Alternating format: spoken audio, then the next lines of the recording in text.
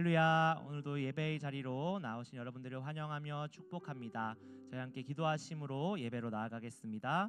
사랑과 은혜가 풍성하신 하나님 아버지, 오늘도 주님의 말씀을 묵상함으로 주님을 사모하는 마음으로 또 함께 예배드립니다.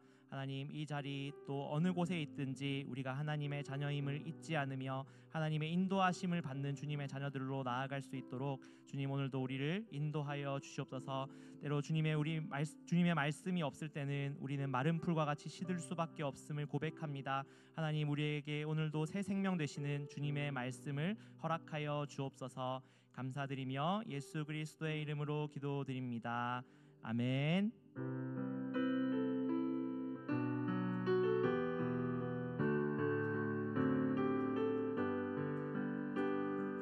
빈들의 마른 풀같이 시들은 나의 영혼, 주님이 약속한 성령 간절히 기다리네. 가물어 메마른 땅에 단비를 내리시듯 성령의 단비를 부어 새 생명 주옵소서.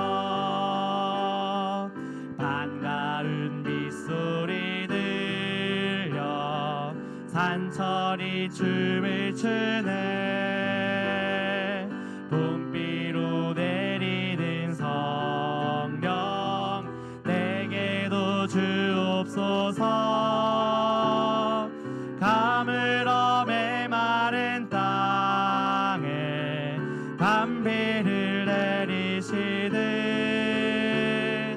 성령의 단비를 부어 새 생명 주옵소서. 절 따라 우로를 내려 조목이 무성하리. 갈급한 내 심령 위에 성령을 부으소서. 가물어 메마른 땅에 단비를 내리시듯 성령의 단비를 부어 새 생명 주옵소서. 참되신 사랑의 언약 어길 수 있사오랴. 오늘의 흡족한 은혜 주실 줄 믿습니다. 가물어 메마른 땅에 단비를 내리시듯 성령의 단비를 부어 새 생명 주옵. 가물어 메마른 땅에 단비를 내리시듯 성령의 단비를 부어 새 생명 주옵소서.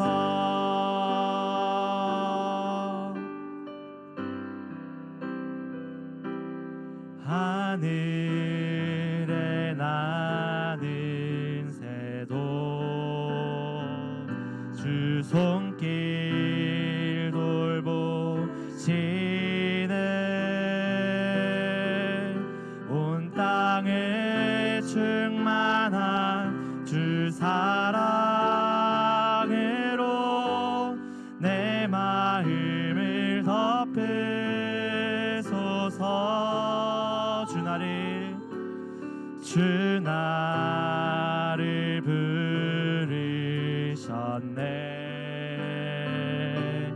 주의 영광 위에 모든 사랑 이끄소서. 주의 영광으로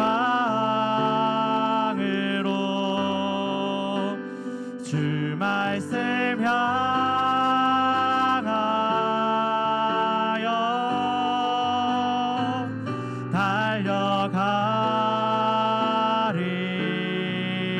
달려가리라. 힘도 아닌 능도 아닌 오직 성령으로 주 얼굴 향하여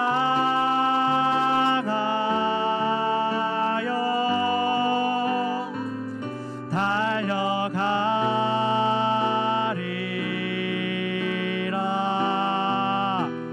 오 주의 영광 안에 살게 하소서. 하늘에 나는 새도 하늘에 나는 새도 주 손길 돌보시되 온 땅에 충만한 주 사랑으로 내 마음을 덮으소서.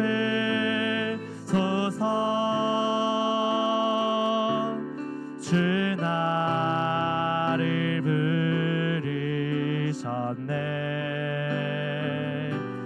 주의 영광 위에 모든 사랑 이끄소서. 주의 영광으로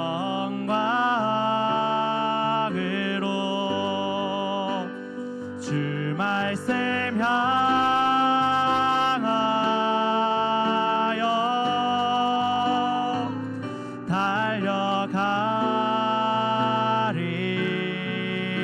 달려가리라. 힘도 아닌 능도 아닌 오직 성령으로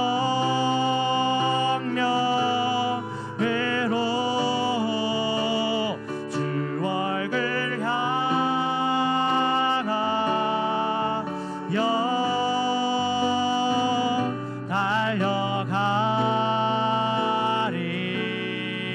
달려가리라.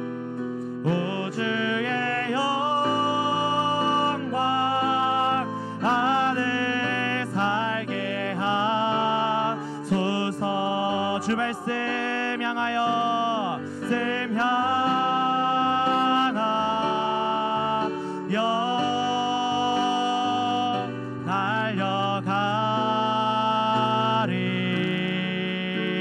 달려가리라.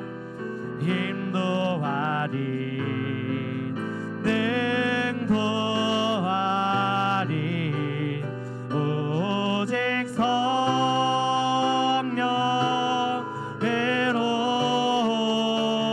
주 얼굴 향하여 달려가리라. 오 주의 영광 안에 살게 하소서.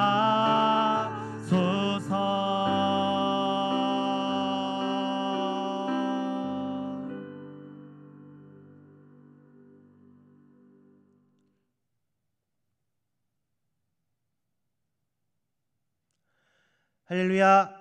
주님의 사랑이 여러분의 삶과 가정 가운데 가득하시기를 주님의 이름으로 축복합니다. 우리의 인생은 수많은 요단강을 건너는 여정이라고 할 수 있습니다. 40년간의 광야 생활을 마친 이스라엘 민족은 드디어 약속의 땅 가나안을 눈앞에 둔 상황입니다.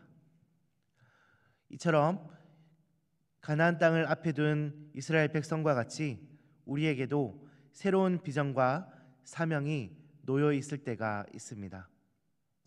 그러나 이때에 이스라엘 백성은 한 가지 사실을 분명히 깨달았습니다. 요단강은 단순히 건너야 할 장애물이 아니라 그들의 준비 상태를 시험하는 영적인 분수령이라는 사실입니다.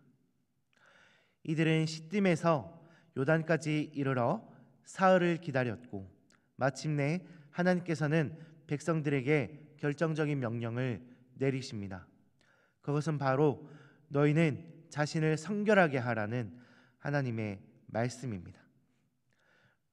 하나님께서는 언제나 놀라운 일을 행하기 전에 당신의 백성들이 거룩하게 준비되기를 요구하십니다. 하나님의 일은 인간적인 능력이나 전략이 아니라 오직 하나님과의 관계, 곧 우리의 성결함의 토대 위에서 이루어지기 때문입니다. 이 성결함은 하나님의 비전을 성취하는 데 필요한 영적인 그릇입니다. 오늘의 말씀을 통해 위대한 하나님의 일을 감당하기 위해 우리가 어떤 태도와 행동으로 준비해야 하는지 깨닫고 결단하는 은혜의 시간이 되시기를 주님의 이름으로 축복합니다. 여호수아 3장 1절에서 8절 말씀입니다. 또 여호수아가 아침에 일찍이 일어나서 그와 모든 이스라엘 자손들과 더불어 시딤에서 떠나 요단에 이르러 건너가기 전에 거기서 유숙하니라.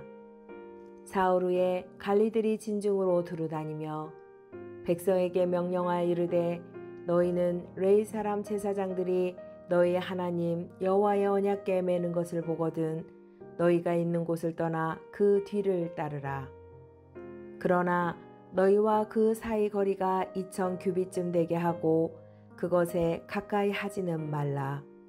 그리하면 너희가 행할 길을 알리니 너희가 이전에 이 길을 지나보지 못하였음이니라 하니라.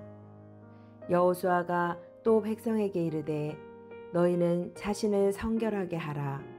여호와께서 내일 너희 가운데 기이한 일들을 행하시리라.